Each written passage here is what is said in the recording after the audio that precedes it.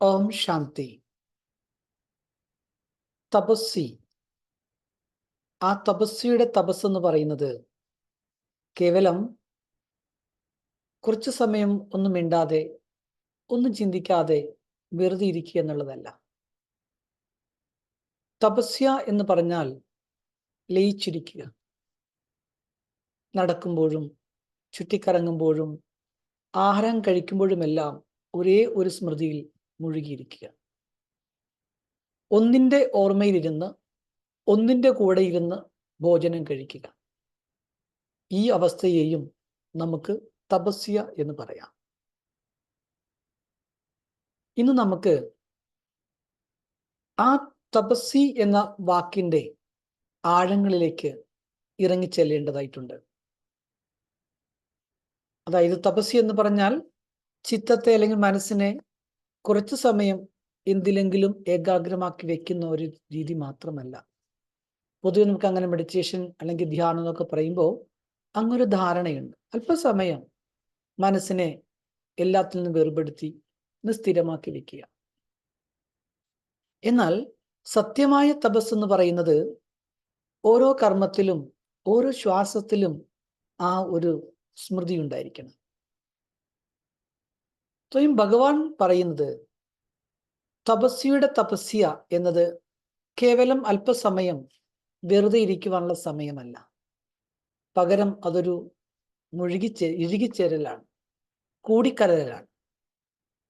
ഇതാണ് ആ ഒരു ലഹരി. അപ്പൊ നടത്തുകൊണ്ടിരിക്കുമ്പോൾ പോലും, സഞ്ചരിക്കുമ്പോഴും, മറ്റേതെങ്കിലുമൊക്കെ ജോലി ചെയ്യുമ്പോഴും നമുക്ക് ഏറ്റവും പ്രിയപ്പെട്ട വസ്തു എന്താണോ അതിനെ ഓർമ്മിക്കാറില്ലേ നമ്മൾ? ആ ഓർമ്മയിൽ ലയിച്ച് നടക്കാറില്ലേ നമ്മൾ? എല്ലാം മറന്നിരിക്കാറില്ലേ നമ്മൾ? അതേപോലെ ഭോജനം കഴിക്കുന്ന സമയത്തും നമ്മുടെ മനസ്സ് പരമാത്മാവിൽ ലയിച്ചിരിക്കുകയാണെങ്കിൽ ആ ഭോജനം കഴിക്കുക എന്ന പ്രക്രിയയും ഒരു തപസ്യയായി മാറുകയാണ്. എന്ത് കർമ്മം ചെയ്യുന്നു എന്നുള്ളതല്ല വിഷയം, ഏത് ഓർമ്മയിൽ ഇരുന്നു കൊണ്ട് ആ കർമ്മം ചെയ്യുന്നു എന്നതാണ് ആ കർമ്മത്തെ പോലും തപസ്സാക്കി മാറ്റുന്നത്. കർമ്മം ചെയ്തുകൊണ്ടും നമ്മൾ ഓരോരുത്തരും ഒരു ഈശ്വരന്റെ ഓർമ്മയിൽ മുഴുകിയിരുന്നു കൊണ്ട് കർമ്മം ചെയ്താൽ ആ കർമ്മം തപസ്യയാണ്. ആ കർമ്മം പുണ്യകർമ്മമായിട്ട് മാറുകയും ചെയ്യും. എന്തുകൊണ്ടെന്നാൽ ഈശ്വരന്റെ ഓർമ്മയിൽ ചെയ്യുന്ന കർമ്മത്തിനകത്ത് സ്വാഭാവികമായും ഈശ്വരിക ശക്തികളുടെയും ഗുണങ്ങളുടെയും പ്രതിഫലനമുണ്ടാവും.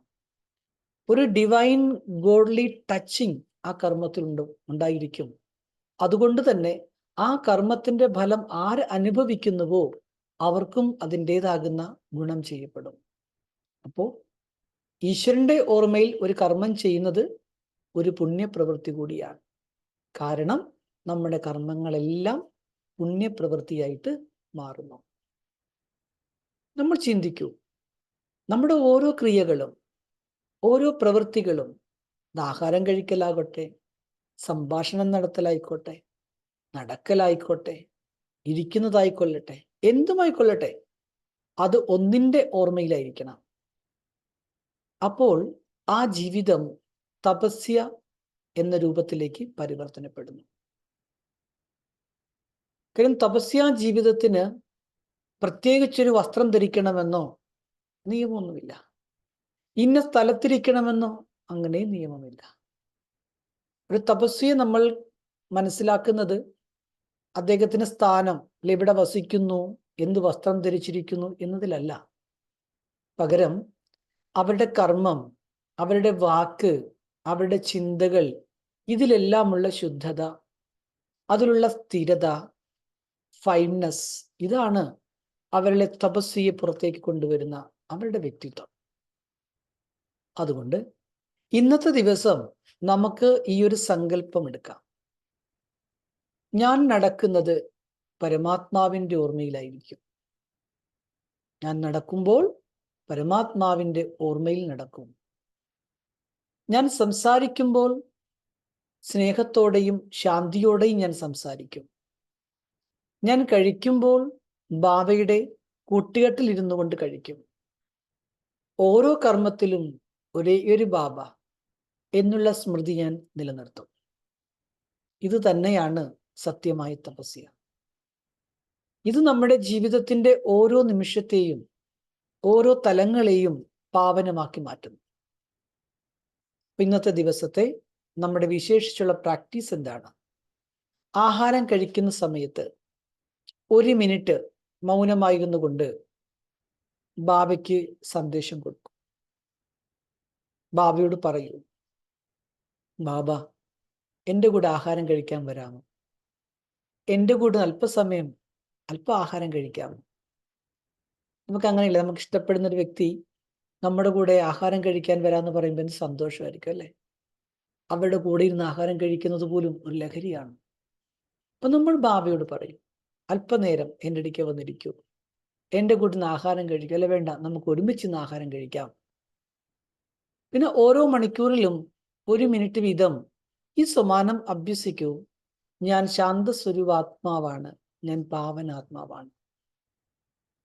ഏതൊരു കാര്യം ചെയ്യുമ്പോഴും ഈ ഒരു സ്മൃതി ഉണ്ടായിരിക്കണം, ഞാൻ തപസ്വി ആത്മാവാണ്, ഞാനിപ്പോൾ ഈശ്വരന്റെ കൂട്ടുകെട്ടിലാണ്.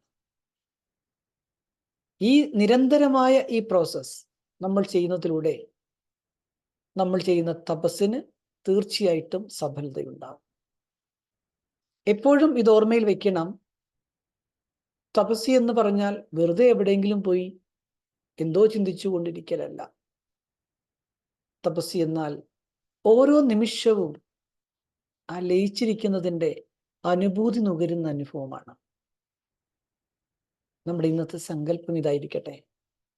ഞാൻ നടക്കുമ്പോഴും ചുറ്റിക്കറങ്ങുമ്പോഴും കഴിക്കുമ്പോഴും കുടിക്കുമ്പോഴും സംസാരിക്കുമ്പോഴും എല്ലാം ഒരു ഈശ്വരന്റെ ഓർമ്മയിൽ തന്നെ ഇരിക്കും.